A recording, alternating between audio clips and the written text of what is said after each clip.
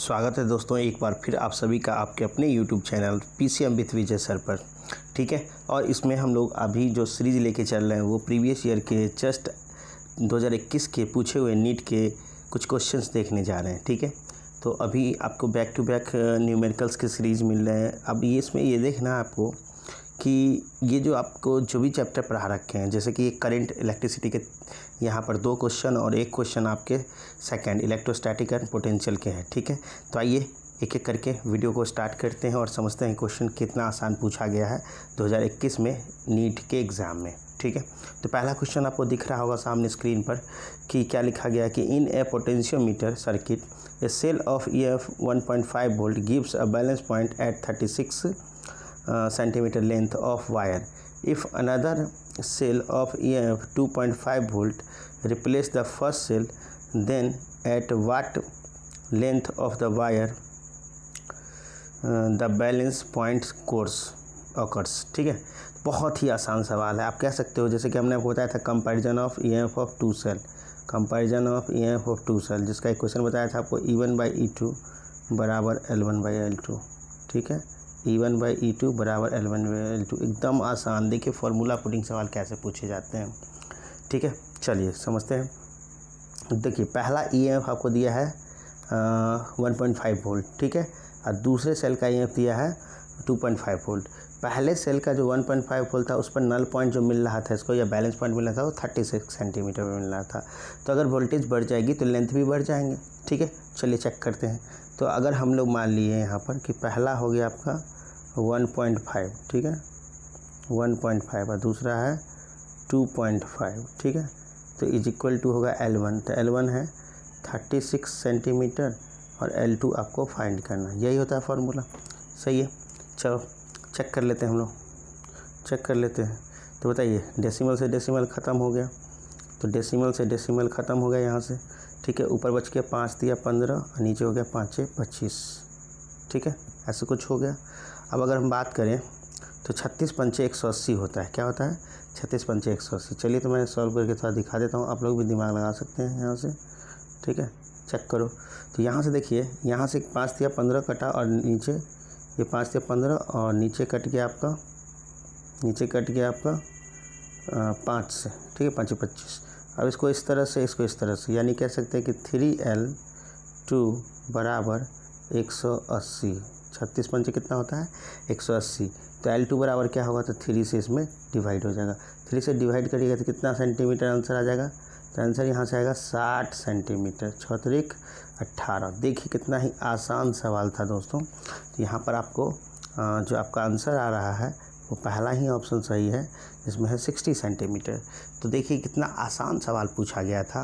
हमने आपको बोला है कि ये सवाल बहुत ही आसान होते हैं और इस सवाल को हम लोग बहुत ही आसानी से कर सकते हैं। देखिए साल 2021 में पूछा गया है नीट के ये सवाल, साल 2021 में। हम आपको करंट इलेक्ट्रिसिटी पढ़ा रखे हैं। ठीक है, हमारे वीडियो भी अपलोड है और ऑफलाइन क्लासेस में भी बहुत बच्चों ने पढ़ा है। ठीक है, चलिए मूव करते हैं नेक्स्ट सवाल की ओर। ठीक है, अगला सवाल हमारा जो है वो साफ देख लीजिए। सेकंड चैप्टर है जो इलेक्ट्रोस्टैटिक पोटेंशियल और कैपेसिटेंस। ये भी नीट 2021 के ही प्रश्न लिए गए हैं। आपको हम ताज़ा क्वेश्चन दिखाना चाहते हैं, कि उससे समझाना चाहते हैं कि देखिए कितना आसान आसान क्वेश्चन पूछे जा रहे हैं। ठीक है, अगर आप लोग थ्रू आउट, अगर आप लोग केवल NCERTs के ही प्रॉब्लम कर लेते हैं तो आपको बहुत ही सुविधा हो जाएगी। ठीक है, चलिए क्वेश्चन सेकंड चैप्टर का है। चैप्टर सेकंड में क्या है तो आप पढ़ना था, एक पैरेलल प्लेट कैपेसिटर है। ठीक है, एक पैरेलल प्लेट कैपेसिटर है जिसके बारे में बोला जा रहा है कि capacitance has a uniform electric field E है। इलेक्ट्रिक फील्ड कितनी है? E है in the space between the plates. अच्छा ठीक है, तो हम आपको बढ़ा रखे थे इस तरह से, 2 प्लेट होते हैं और उसके बीच इलेक्ट्रिक फील्ड कितनी होती है। ठीक है, और एनर्जी कितनी स्टोर होती है, तो वही पूछा गया। If the distance between the plates is D distance भी इसका D दे दिया गया है। ठीक है, जो हम ऑलरेडी लिए थे हम लोग। और आइए and they the area of the plate is a, तो एरिया तो ए लिए ही थे, यानी कि सब कुछ वही आ रहा है। ठीक है, the energy stored in the capacitor is, और एप्सिलॉन नॉट इसके फ्री स्पेस की वैल्यू दे दी गई। तो एप्सिलॉन नॉट बताए थे कि इसके अंदर एयर या डाइलेक्ट्रिक के रूप में एयर मीडियम होता है। अब आइए चेक करते हैं। तो आपको मैंने बताया था कि इसकी जो हाफ एप्सिलॉन नॉट आती है वो आंसर आती थी half epsilon not E² per unit volume. अब पर यूनिट वॉल्यूम नहीं, तो यहाँ पर वॉल्यूम अगर आपको दिया गया है AD, तो वॉल्यूम क्या होता है, एरिया इनटू हाइट, ठीक है। तो अगर प्लेट की एरिया है A, उसकी ऊंचाई दोनों के बीच है D, तो आपका ये होगा। तो सबसे सही आंसर जो देखिए फॉर्मूला पुटिंग सवाल है, आप मेरे नोट्स में जाके देख सकते हैं, डायरेक्ट हमने आपको कराया रखा है ये क्वेश्चन। इसका सही जवाब C आंसर हो जाएगा, ठीक है।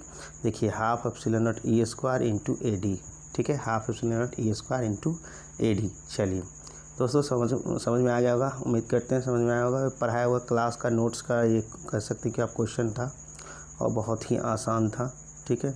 तो आइए हम लोग सेकंड सवाल की ओर मुड़ जाते हैं, थर्ड सवाल की ओर। अब थर्ड सवाल देखिए कितना आसान पूछा गया है।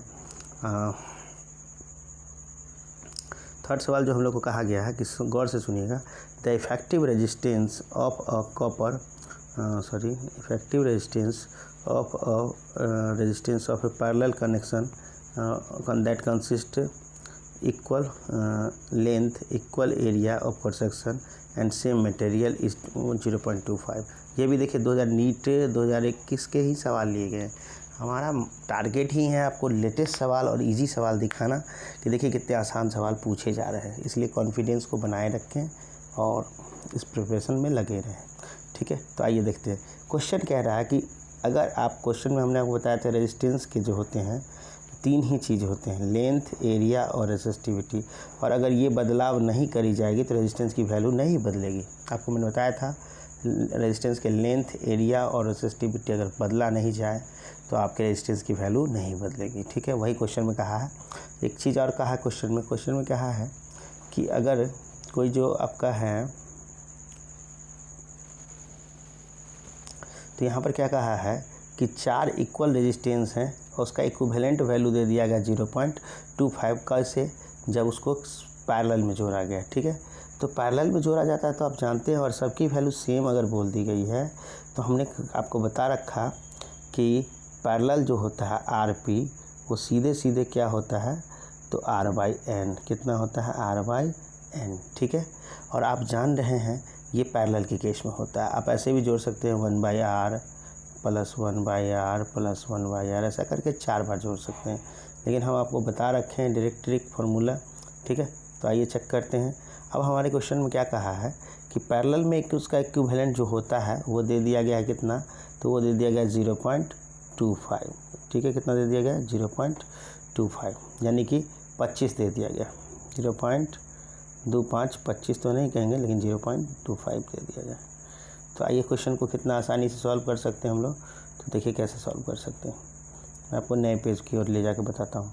क्वेश्चन में कहा है तो हमको RP जो हमको दे दिया गया है, RP वो दे दिया गया है R/N, ठीक है। चेक करते हैं, इसकी वैल्यू दे दी गई है 0.25, ठीक है। और आप जानते हैं R तो निकालना है हमें, और 4 रेजिस्टेंस जोड़ेंगे। कितने जोड़ेंगे, 4। यहाँ से R की वैल्यू जो निकल के आ रही है वो कितनी आएगी, तो 0.25 को जब आप गुना करेंगे 4 से तो ये 1 के ही बराबर होगा, 25 चौका 100, लेकिन 2 दशमलव है, यानी कि 1 ओम है। यानी कि ऐसे रेजिस्टेंस जो 4 लगे हैं, प्रत्येक रेजिस्टेंस की वैल्यू जो है 1 ओम है, ठीक है। चलिए, लेकिन अभी सवाल मेरे बच रहे हैं। सवाल में हमसे कहा क्या जा रहा है और समझते हैं। तो सवाल में कहा गया कि, चेक कर लेते हैं, सवाल में कहा गया है कि 0.25 ओम रेजिस्टेंस है। आगे कहा जा रहा है what will be the effective resistance if they are connected in series. देखिए कितना आसान सवाल हो गया। अब हम सबकी रेजिस्टेंस की वैल्यू जान चुके हैं कि 4 जो है इक्वल रेजिस्टेंस है, 1 ओम के ईच हैं, ठीक है। तो अगर हमको पूछ लिया गया है कि अब बता दीजिए आप कि कितना होगा इसका इक्विवेलेंट रेजिस्टेंस जब इसको हम किस में जोड़ देंगे, पैरेलल में। तो आप लोग को बता रखे हैं दोस्तों, पैरेलल के लिए क्या होता है, सीरीज़ के लिए क्या होता है, तो RS बराबर NR, क्या होता है, NR। और NR का मतलब हो गया कि N की वैल्यू कितनी है, तो 4 रेजिस्टेंस और 1 रेजिस्टेंस की वैल्यू कितनी है, तो 1 ओम है, यानी इस हिसाब से 4 ओम इसका आंसर हो जाएगा। अब आप खुद ही चेक करो कि नीट 2021 में पूछा हुआ कैसे कैसे सवाल है, कितने आसान सवाल है, और ये रहा 4 ओम आंसर। तो इसका ऑप्शन D सही है, ठीक है। तो आशा करते हैं दोस्तों ये आपके ऑब्जेक्टिव के सीरीज़ जो प्रीवियस ईयर के डायरेक्टली नीट के लाए जा रहे हैं ये आपको बहुत ही अच्छे लग रहे होंगे। वीडियो को ज़रूर देखें, लगातार वीडियो अब आते रहेंगे आपको, तो वीडियो को ज़रूर देखें, चैनल को सब्सक्राइब करें, कमेंट भी करें, कैसा लगा वीडियो ज़रूर बताएं, लाइक करें, शेयर करें, सब्सक्राइब करें और कोऑपरेट करें। हम आपके लिए बहुत मेहनत करते हैं, आप भी थोड़ा कोऑपरेट करें, ठीक है। तो मिलते हैं नेक्स्ट वीडियो में, तब तक के लिए जय हिंद।